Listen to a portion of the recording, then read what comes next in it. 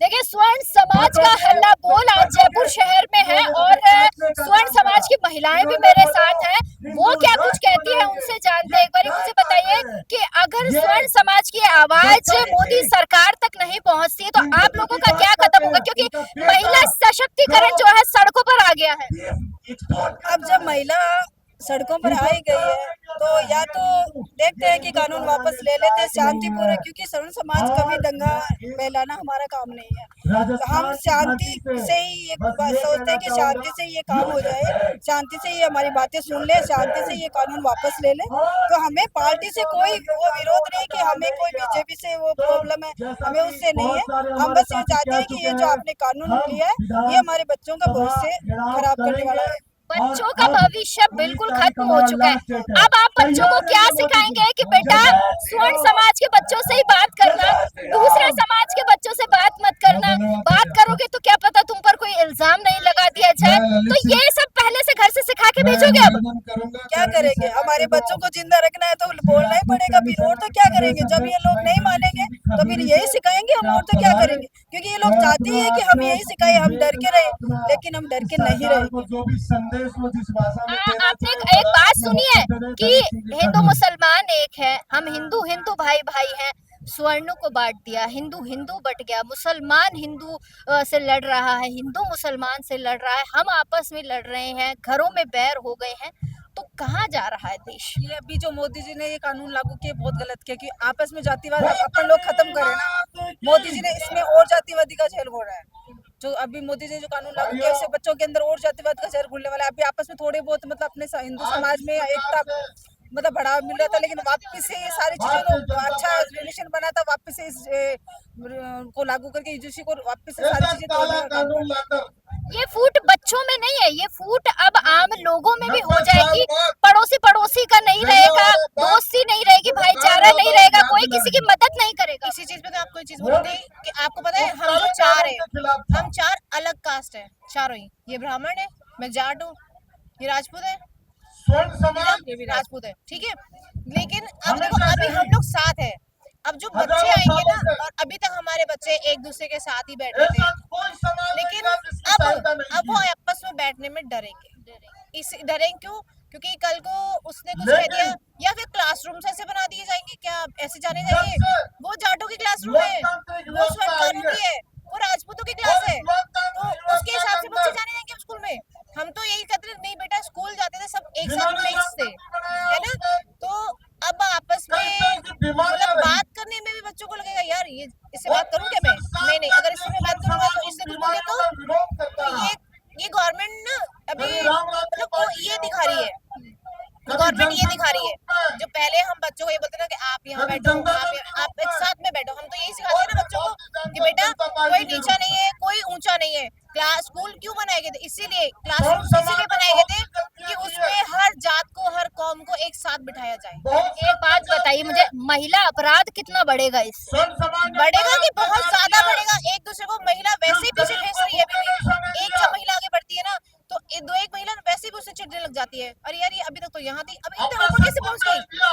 और अब क्या होगा कि अब तो उसको आगे बढ़ने ही नहीं दिया जाएगा। अच्छा, एक ये भी तो होगा कि अगर कोई जनरल की लड़की है और किसी एससी एसटी के लड़के ने उसे प्रपोज किया, लड़की ने कहा भाई मुझे तू पसंद नहीं है या मैं तेरे प्रपोजल को एक्सेप्ट नहीं करूंगी, अपराध नहीं बढ़ेगा, वो उस पे कोई केस कर सकता है, उसमें तेजाब फेंक सकता है या किसी भी तरीके से खुन्नस निकाल सकता है। बिल्कुल, अब हम पहले ही बोल रहे थे कि हमारा क्राइम इतना है, ये तो और ज्यादा बढ़ चुका है इससे, तो इतना कि बहुत ही ज्यादा। मतलब वो लड़की अगर उस लड़की ने मना कर दिया तो उस लड़की के लिए डर बन गया कि अब वो लड़की घर से बाहर कल निकलेगी। लड़कियां दोनों के ऊपर, दोनों के ऊपर है।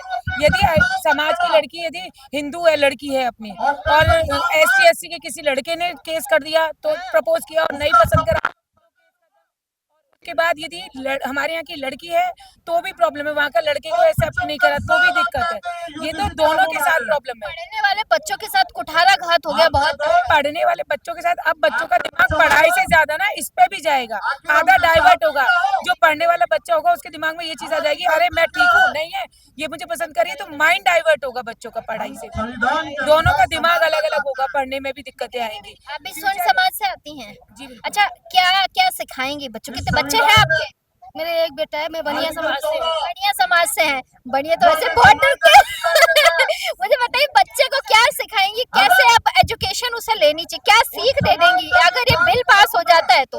अभी मेरा बच्चा 11वीं क्लास में है, उसको भी ऐसे लग रहा है कि मम्मा अब क्या होगा, अब हम लोग दूसरे समाज से बात कर पाएंगे या नहीं कर पाएंगे। हम लोग बात करेंगे तो हमारे पे कोई इल्जाम लग गया तो क्या हमारी पढ़ाई खत्म हो जाएगी, क्या हमारा करियर खत्म हो जाएगा? ये तो कोई बात नहीं है। मैं सरकार से यही कहना चाहूंगी, इस एक्ट को खत्म करो, खत्म करो, खत्म करो। बिल्कुल खत्म होना भाई इन चीजों को बांटो मत। जो अभी बच्चे हमारे आपस में प्यार से रहते हैं ना, तो वो प्यार ही खत्म हो जाएगा। जो हम लोगों में अभी है जनरेशन में तो बिल्कुल ही खत्म हो जाएगा। वैसे कुछ नहीं बचेगा। हमारे जो छोटे छोटे बच्चे हैं, अभी मेरी बेटी है वो 12वीं क्लास में है, अभी मेरे को परसों बोल रही थी मम्मी मुझे ना कॉमर्स ले रखी है, मम्मी मुझे मैथ और लेनी है कॉमर्स में। मैंने बोला क्यों बेटा? बोले मम्मी मुझे यहाँ नहीं पढ़ना, मुझे जर्मनी जाना है। मैंने कहा क्यों?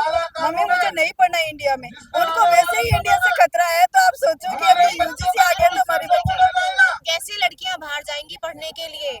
अब तक तो जाती थी, लेकिन अब वो जाने से डरेगी इसको लगने के बाद। क्राइम बढ़ जाएगा। वो हम लोग आपस में जातिवाद का झेल खत्म करें, लेकिन सरकार है जो जातिवाद का झेल और ज्यादा बोल रही। सबसे बड़ा खामियाजा ना, सबसे बड़ा खामियाजा इन्हें लड़कियों को ही भुगतना पड़ेगा इसका।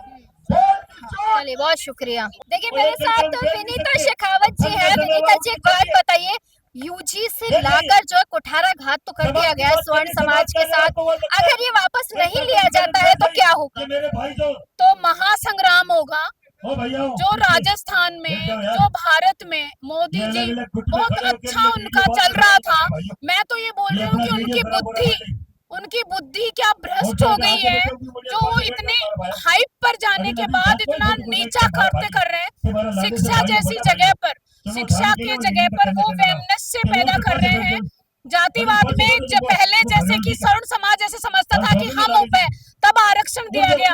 अब आप SC ST और OBC को इतना ज्यादा हाईअप बना दोगे कि वो यूं समझेगा मैं तो किसी के भी खिलाफ केस कर सकता हूँ, मैं तो किसी के भी खिलाफ कुछ भी कर सकता हूँ। तो ये शिक्षा में बहुत बड़ा बुरा करते हैं। मोदी जी इस पे बैकफुट पे जाएंगे। और राजस्थान में महिलाएं हैं, छतरानियां हैं, जो पूरी अपनी तैयारी में है। इसको या तो कल वापस ले लिया जाए, नहीं तो यहाँ पूरी तरह से उनका विरोध होगा। अच्छा, बच्चों में कितना ज्यादा भेदभाव बढ़ेगा, क्राइम कितना बढ़ेगा? पूरी तरह से वैमनस्य बढ़ेगा। आप एक बात बताइए कि जो शिक्षा की नगरी होती है, वहाँ पे सबको इक्वलिटी, आप इक्वलिटी या समानता बताइए। आप एक बात बताइए, वहाँ पर आप ओबीसी हो और OBC SC ST को आप इतना आगे बढ़ा रहे हो कि वो कहे हम किसी से भी झगड़ा करेंगे। एक लड़का किसी को प्रपोज करेगा और केस करने की धमकी देगा, एक लड़की किसी को मना करेगी स्वर्ण समाज की, तो उसको डर पैदा रहेगा। तो ये पूरी तरह से विनाश है, सर्वांगीण विकास नहीं है, ये पूरी तरह से सर्वनाश हो गया है। चलिए, बहुत शुक्रिया।